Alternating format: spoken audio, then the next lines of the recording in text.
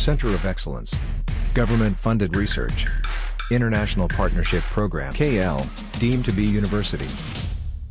ఈ రాష్ట్రంలో ఉన్నటువంటి ఈ కురుపాం నియోజకవర్గంలో ఉన్నటువంటి ప్రజలకు పార్టీలు చూడకుండా రాజకీయాలు చేయకుండా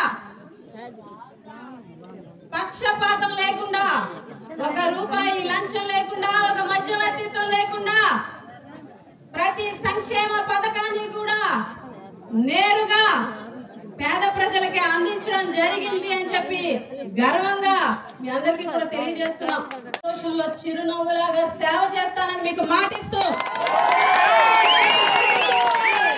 మీ అందరూ మీ నిండు మనసుతో మళ్ళీ మమ్మల్ని ఆశీర్వదించి మీ అమూల్యమైనటువంటి ఓటు ఫ్యాన్ గుర్తు మీద వేసి ఒక ఓటు ఎమ్మెల్యే అభ్యర్థిగా నాకు, ఇంకొక ఓటు తనూజారాణి ఎంపీ అభ్యర్థిగా, ఇంకొక ఓటు ఫ్యాన్ గుర్తు మీద వేసి మమ్మల్ని అత్యధిక మెజారిటీతో గెలిపించాలని మనస్ఫూర్తిగా కోరుకుంటూ మీ నుంచి సెలవు తీసుకుంటున్నాను. అభ్యర్థుల్ని చూడండి. తెలుగుదేశం పార్టీ అభ్యర్థిని, వైఎస్ఆర్ కాంగ్రెస్ పార్టీ అభ్యర్థులుగా పుష్ప శ్రీవాణిని చూడండి. ఏదైనా సాధించగలిగే సమర్థురాలైనా నేను కావాలా, సమర్థత లేని అసమర్థులు కావాలా అని ఆలోచించండి. నా మెట్టినిల్లు కానీ కురుపాం నియోజకవర్గంలోని ప్రతి గడప నా పుట్టినిల్లు.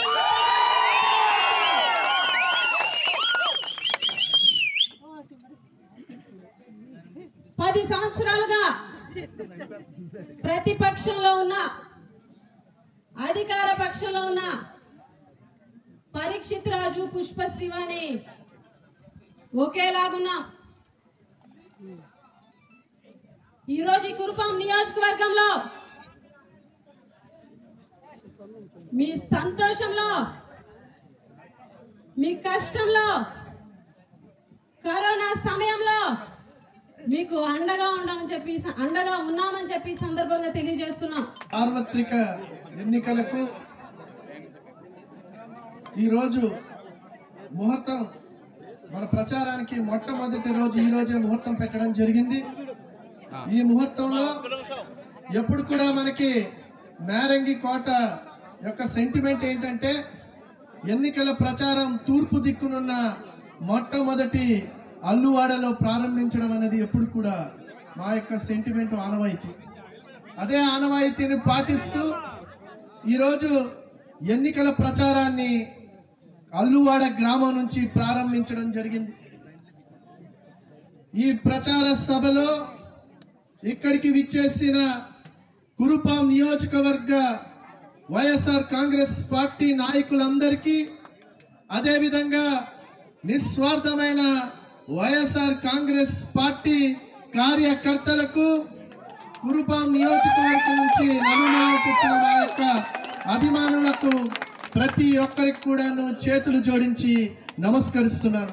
2019లో కురుపాం నియోజకవర్గంలో వైఎస్ఆర్ కాంగ్రెస్ పార్టీకి 19,000 పైచిలకు మెజార్టీ వస్తే, 2014లో మనకి 2014లో 19,000 పైచిలకు మెజార్టీ వస్తే 2019లో 26,000 పైచిలకు మెజార్టీ వచ్చింది.